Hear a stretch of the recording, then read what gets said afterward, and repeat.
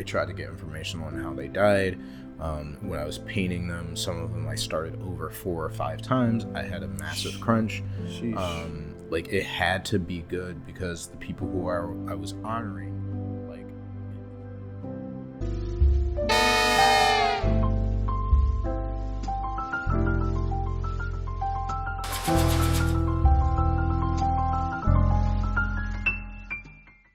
Welcome, members. My name is Shawn.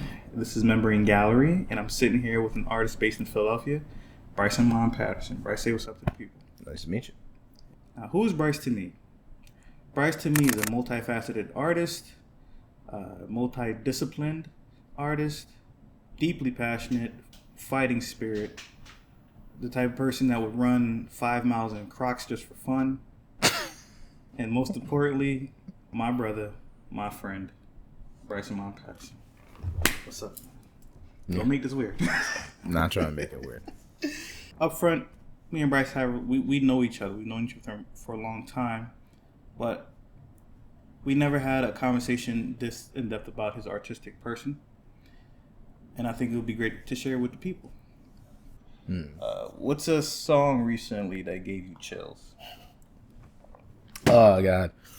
So I think the last time we did this, I gave you a different song, but right now it's Denzel Curry's "Walking." It's so good. Really? So like he kind of, at least in the music video, the way that it's directed is it kind of has this like lone wolf western style, right? But he's honestly talking about going through chaos and keeping on walking. Ooh, that's powerful. In this dirty little world we call our home. Like it's so great. I like the video too. Yeah, it's so good. He has a very interesting voice. He is also like one of those hip hop artists that can spit in multiple different styles, right. and it still seemed like it fit him. Like it doesn't seem like he's kind of rapping out of tune when he does jump through style. He's very interesting. I like that. I mean, and Tyler Creator to a different extent. Like, although you don't hear him do it like for entire songs, right. Like he's on different snippets of each track. He's done stuff like that before too. Denzel Curry comes off to me as your favorite artist, right? Now let's go back to that song from Denzel Curry. You kind of alluded to it, but what do you think? The fact that you got chills from that record, what do you think that says about you as a person? I mean, you already know. Like, this is another thing between us. Like, there are certain things that I respect. I respect the struggle. What Brice is talking about here is how, from the 1990s to the early 2000s, his experience living in and observing economically challenged communities like West Philadelphia shaped what he admires and respects. Brice himself grew up in a single-parent household with his mom. At that time, the median household income for that area was roughly $25,000 a year, and 20% of the population was at or below the poverty line. Brice is no stranger to struggle. Because we went through this struggle. Right. And not even on a selfish level, but like people who have really, really fought and continued and pushed through, like, I mean, you have to empathize with that. Absolutely. We don't want to watch other people suffer. And the strength it takes to just continue on and keep on walking, in this dirty little world we call a home, keep pushing through, keep on trucking, developing your craft, being creative, searching for a way forward, no matter what is in your path. It's an endearing message. Yeah. And if you can make that message, which is particularly simple, right, in a way that is thrilling, exciting, which he did. I mean, wow. That's big. Yeah. Keeping on topic of music, right? Your mind is very analytical. You can break down a complex topic into something small. I even remember telling you that I applied to be a quant at some firm, and the question that they asked me was this really broad quant question. It was an equation to answer, and you just quickly answered it, and I was kind of befuddled. But anywho,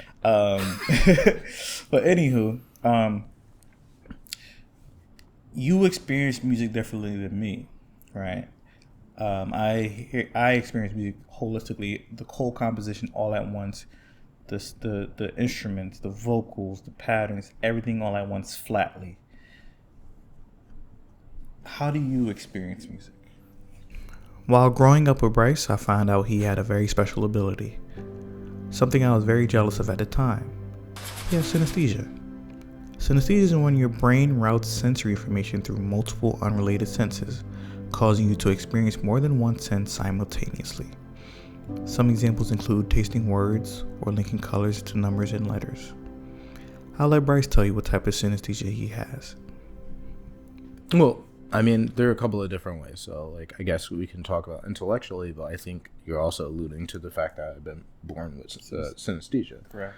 And for people that don't know, synesthesia is an auditory tactile. Well, no, not necessarily auditory tactile. I have auditory tactile synesthesia, but it is a neurological condition, right, where your senses, right, are physically intertangled, right? So they kind of cross over one another, or they're physically attached. So some of your senses might bleed into the other senses, right?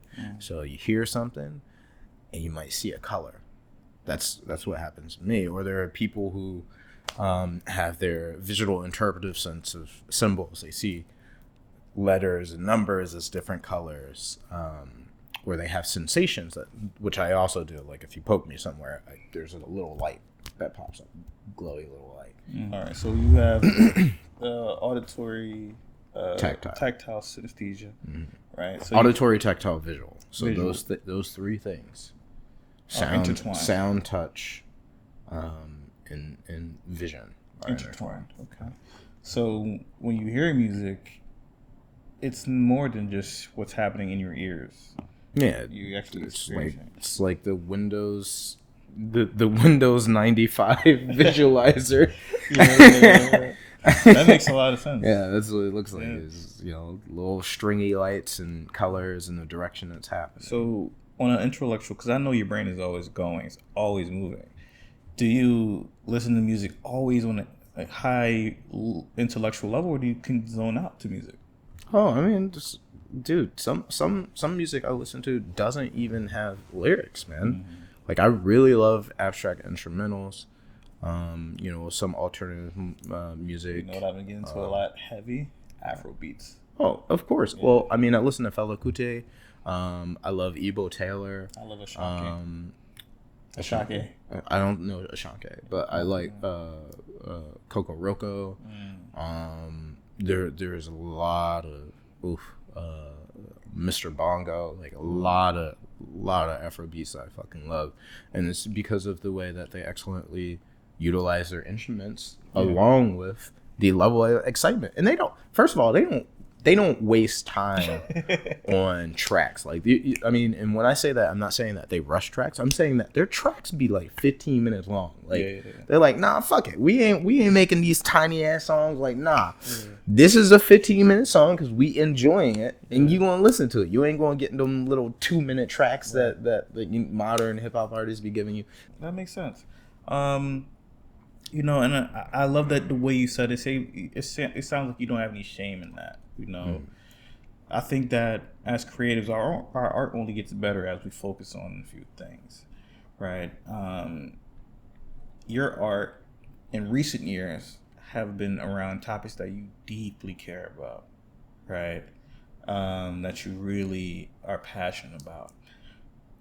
And some of these topics are not light topics, right? Are these... When you're creating your art nowadays, is it heavy to do, or is it a joy to bring forward? Neither. I don't know if I feel joy from my art. I'm an extremely neurotic artist. Like, you can ask my mother or you can ask Laura. When I'm working on my art pieces, there's a tremendous amount of pressure. Like, I did the portraits of the victims of the MOVE bombing, the ones that died. I literally studied they experienced. Like, I tried to get information on how they died. When I was painting them, some of them I started over 4 or 5 times. I had a massive crunch. Like, it had to be good because the people who I was honoring, like, it's important. Like, these are regular people, working class people that lost their lives in extremely extreme racial violence, right? So I'm extremely neurotic. I don't take joy out of most of my art that I make now. At the core of Brice's art is social and political commentary. Although he and I don't agree on a lot of things in that space, I know that he cares deeply about people. And you can see it in his works. Expressive lines, brushstrokes, and vibrant colors. His neurotic creating style, propelled by synesthesia, results in pieces that I would describe as passionate. It feels like I'm possessed when I have to paint them. Ooh. Like almost like there's something in me and something in the universe demanding that I give the highest level of quality to people who have been told that they don't have value in a fucking, white hegemonic capitalistic society. A society that tells, people who are poor, who have less, that they are wretch, that they do not matter. A society built off of the hyper exploitation of black labor or the labor of women, right. Or the annihilation and erasure of any person that is seen as like I guess othered. Even if you're queer, because you don't play a role that they want you to play specifically. Okay. So there's power propelling you to make this stuff. It's real, tangible reasons to make what you make. Yeah, because these I mean, like for example, we talked about Fela Kuti and the music. He's a musician, does Afrobeat, and a lot of people know about Fela Kuti's music because they enjoy it, but they don't know why he was so popular in Nigeria. Right. He was actually a anti-war activist, and his album Zombie, right, was a direct message towards the Nigerian military. And for that album, they quite literally nearly beat him to death, burnt down his compound, like threw his mother out of like the second story of his home and killed her, right? And they were gonna kill him, and the only reason he didn't die is because one of the generals, told the soldier that was beating him to death to stop, right? And he continued, and he made more tracks on the album, and literally sent his mother's coffin to the main military base in Nigeria, right? And nobody knows that. Nobody talks about that, and the fact that like people, just forget about the roles that people play. Like for example, I did that portrait of Nina Simone. Nina Simone made the song "Strange Fruit," and "Strange Fruit" was literally about black people hanging from trees. The legacy of us being slaughtered by the state, right? And Nina Simone is one of the most decorated, most appreciated jazz musicians and vocalists in history, right? Like at the top, right? But no one talks about her political history or the strife that she went through. Like she used to talk about like in interviews about how like, they say regular women are always talking about their hair and their clothes. That's not what me and my girlfriends talk about. We talk about Friedrich Engels and Karl Marx. Interesting. Yeah. And you wouldn't know that. That is a huge part of the Black legacy. And this once again goes all the way back to my introductory statement. Very passionate, very spirited, with a true fighter spirit. Watch any good TV lately? Yeah, I mean, so first of all, Shogun, Chef's Kiss, fire. Like I said before, I really am not into that trope of them having a white main lead that winds up being a hero in a foreign land. It's really grotesque, but I mean, this is an actual historical representation of something that happened. The Portuguese did go to Japan, right? They were building and expanding their religious base, and they were, competing with the English. And I just think it is like such a thorough account of the power dynamics and some of the social politics of Japan of the era, and even of the behaviors of Europeans who were expanding out and attempting to colonize territories at the time, and religion played a significant role in that. Absolutely. Not only that, they handled it with care. The show writers, producers, actors, it wasn't hyperbolic and on recent Game of Thronesisms. It was subdued and artistic, but also entertaining. Yeah. Very beautifully shot. Shout out to those guys. It is so much about social relations and the relationship between people. Like, I brought up one time, the concept of responsibility and the understanding of people who work under you. Yeah. That are forced to work under you, right? Like, for example, like if this man, that Anjan, was set as the head of this household, right? And he wasn't doing any labor in the household. It was all of these villagers, all these indigenous Japanese people catering to him, ensuring that his life is. He had a pheasant, right? And I don't want to do any spoilers, but there was a rule about it. Yeah. Right. He just did not take into account how his actions, how his position in society, right, would affect the people under him if they disobeyed his rule within a society that saw a clear division between classes. And someone disobeyed like what he said as a rule, and something happened to them, and it broke him. Yeah. Right. Sad, very sad. But he wasn't understanding, like, one, the social relations, and two, the consequences of his position, the consequences it would have on other people within that society. So what else have I been watching that I've been loving? Not a lot, honestly. I'm waiting for The Last of Us to come back. That's a show that was visceral to me, that really touched a really primal part of my spirit, which is survivalism and the human condition in really dark situations. You should play the games. You're the 100th person to tell me that. I tried. I'm a patient guy, but the story to combat stagger was so long and so slow, in my opinion. Right? I love the intro. The intro was great. I'm talking about the first game. The opening scene was fantastic. Then you get into some more story, then you get a little bit more action, but it's so slow. And I'm not even an adrenaline junkie like you. Like, I can take very simple games, but it was just too slow for me. Yeah. I'm the type of video game player, I want action now. I play Street Fighter 6 and F1 Racer, F1 2023 right now. I want the action now so I can get the hell off in 20 minutes. I don't want 22 hours of getting in there.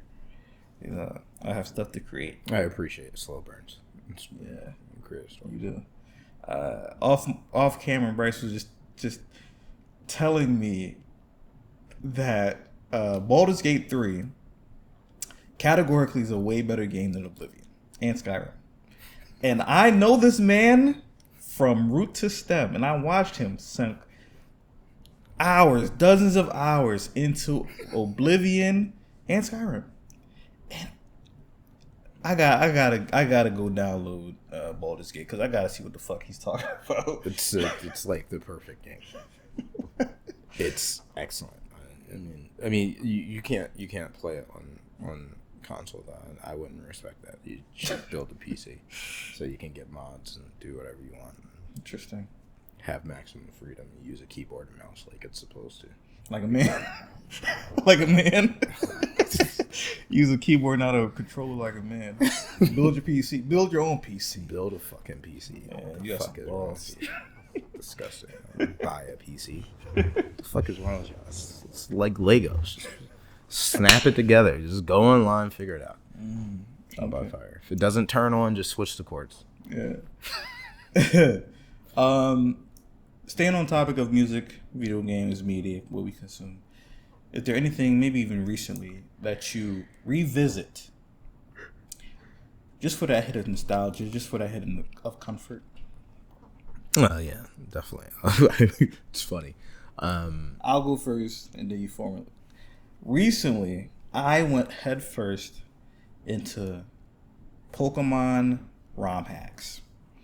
Oh yeah, you've been having a problem. I mean, that's not new. I know, it's very old. I mean that's not old. I mean, that's kind of new. It's just a reproduction of an old thing. Yeah, it's a new spin. Yeah. But it was so effectively addictive because Pokemon, they're fun, they're not too challenging. But imagine if you have Souls-like Pokemon game where there is real challenge and you could use the full depth of your understanding of Pokemon. Too addictive, worse than crack cocaine. Had to delete it. Had to delete it from my phone. I'm sorry. You deleted it. You go. What's your? So I typically do a refresh of the media that was foundational to my life, and when Laura and I got together, she really wanted me to watch One Piece because that's her favorite anime, and I wanted to share with her my favorite anime, which has perfect balance in my opinion, which is embarrassing because it's not a particularly good anime, good or bad. It's just when I was a child, it satisfied me, and I think it does have good story balance, which is Yu Yu Hakusho. Okay, all right. That's a decent pick. I mean, it's not like critically acclaimed. That shit ain't winning an Oscar. I know, but it's still. It's just a good balanced piece of media. Like, it's not like Berserk where it's like, wow, this is truly profound. Animation's great. It's not like 3 times 3 eyes, but it's incredible. It's pretty entertaining, and it didn't have the run wasn't too long where you ended up pure. It was just nice condensed. And it's so pure. Yeah, it's pure show. One of the best tournament arcs ever in anime. Yes. One of the coolest power systems I've seen in. It's such a simple power system too. I mean, it's just it's not some crazy stuff. It's just energy and force and somebody hitting. Exactly. It's like straight up Star fighting. Wars. You have a very textured, creative career, right? You went to art school. You went to one of the best art schools in the country. You dabbled in different media. You had shows. You volunteered your art. You donated some of your art. What's a piece of advice that you'd give to a young artist, aspirationally, that wants to be great or be successful in this space? Well, I have to say, I don't really make money. And although I did go to one of the most prestigious art schools in the world, not really for what I did, because I studied interactive design and game development. They didn't really teach me much when it came to learning how to draw and really going through it and building a foundation, which is what brings me to what I would suggest, is understanding how every little instance of experience you can get. I don't care if you are a car washer, if you've been a valet, and I'm talking from my experience of being a working class person for most of my life.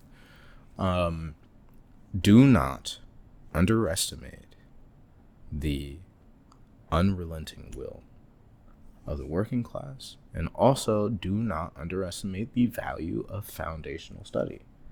Stop thinking about trying to be the best artist in the world. Stop thinking about trying to make $1 million. Fuck that, capitalistic rigmarole and all this nonsense where they tell you gotta make $1,000 and a day and own a Rolls Royce and be on a yacht eating I don't know, pickled fish or some shit.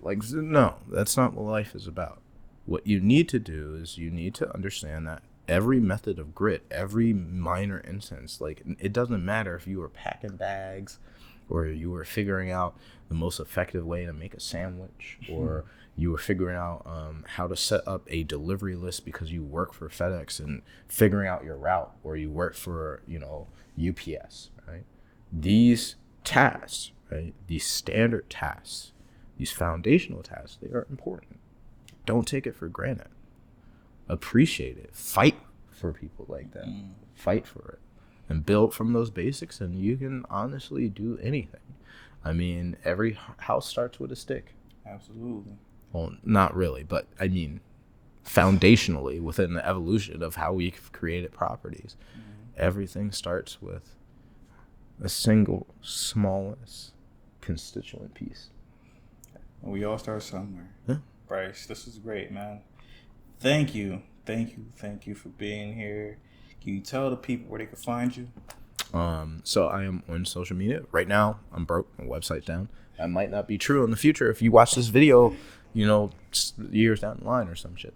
But you can find me on Linktree, Sanctum Relic, or Sanctum Haze, or Sanctum Haze Art. Google either one of those, you will find me. And you can find me on Instagram at Sanctum Haze Art. And I will always be available for commissions. I also have an Amazon wish list for anybody that really enjoys feet. That's a joke. Right. Anyway, we are out of here. This has been Membrane Gallery. My name is Shawn. Peace out, members. Peace.